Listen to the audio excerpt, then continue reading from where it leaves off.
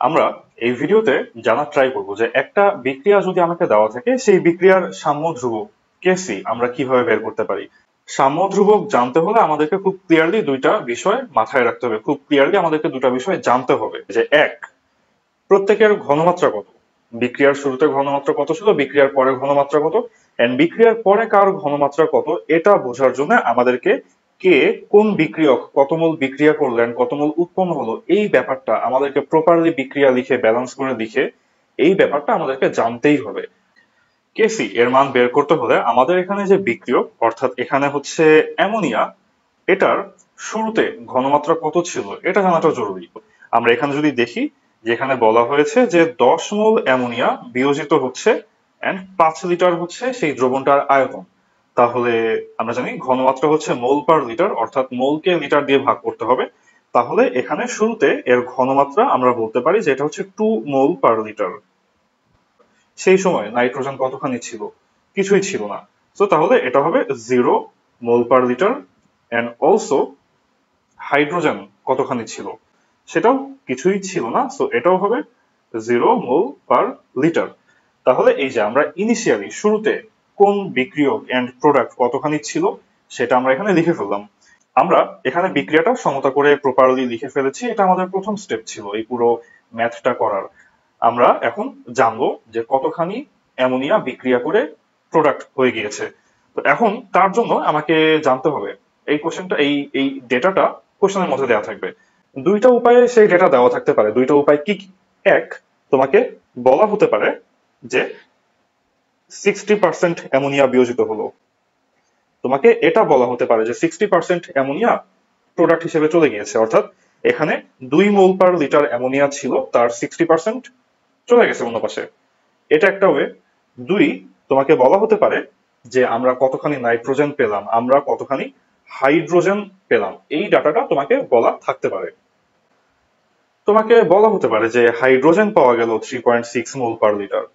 তো তখন তোমাকে চিন্তা করতে হবে যে ঠিক আছে, আচ্ছা এখানে যদি হাইড্রোজেন যদি আমি 3.6 মোল পার লিটার পাই, তাহলে অ্যামোনিয়া কত মোল বিয়োজিত হয়ে চলে গেল।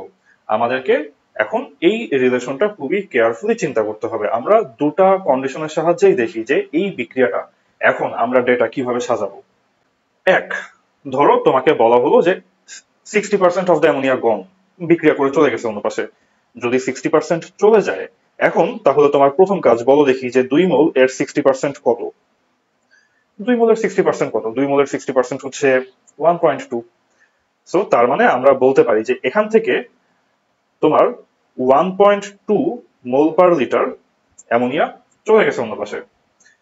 তো 1.2 মোল অ্যামোনিয়া যদি অন্য পাশে চলে যায়, এখন আমাদেরকে এই বিক্রিয়া থেকে দেখতে হবে প্রপারলি খেয়াল করে যে 2 মোল অ্যামোনিয়া বিক্রিয়া করে প্রডিউস করে 1 মোল নাইট্রোজেন।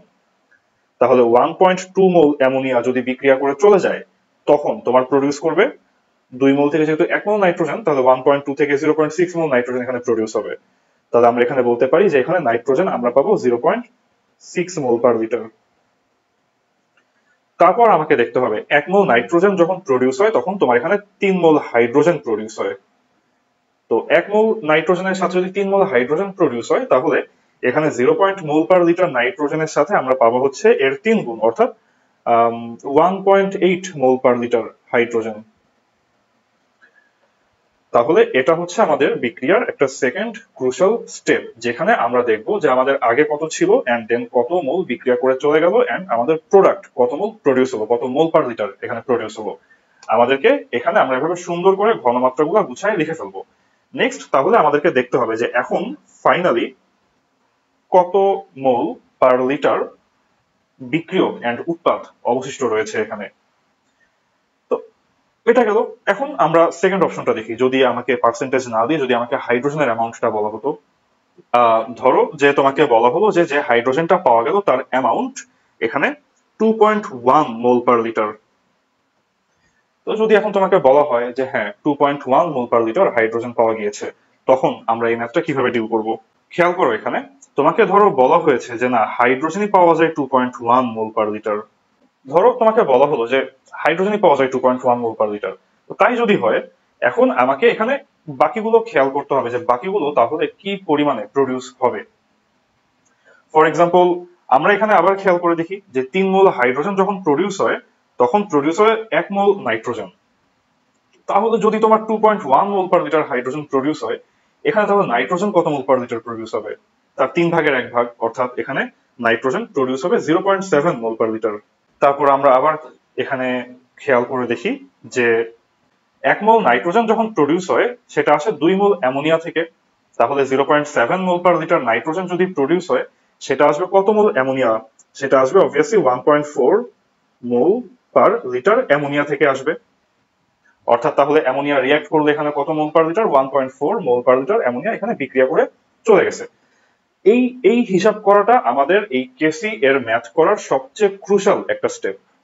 এখানে আমার নাইট্রোজেন প্রডিউস হয়েছে 0.7 মোল পার লিটার, এন্ড এখানে হাইড্রোজেন প্রডিউস হয়েছে 2.1 মোল পার লিটার। এখানে তাহলে কেসি এর ফর্মুলা কেমন হবে? এখন নিয়ম হচ্ছে যারা প্রোডাক্ট তাদের অ্যামাউন্ট বসবে উপরে, অর্থাৎ এখানে প্রোডাক্ট বা উৎপাদ 0.7 ইন্টু 2.1 এটা বসবে উপরে, এন্ড এখানে পাওয়ার বসবে। পাওয়ারটা কত? হাইড্রোজেন যেহেতু ছিল 3টা, 2.1 এর মাথায় বসবে কিউব। নাইট্রোজেন যেহেতু ছিল একটা, 0.7 এর মাথায় বসবে 1, এন্ড নিচে বসবে যে বিক্রিয়ক তার মোল পার লিটার বা তার ঘনমাত্রা। তাহলে নিচে বসবে 0.6, এটা বসবে নিচে, এন্ড এটার পাওয়ার কত? অ্যামোনিয়া যেহেতু ছিল 2টা, তাই কেসি এর মাথায় বসবে স্কয়ার। এখন এখানে আমাদেরকে আবারও লাস্টলি খেয়াল রাখতে হবে যে এখানে একক কি বসবে এটা আমরা জানতে চাই।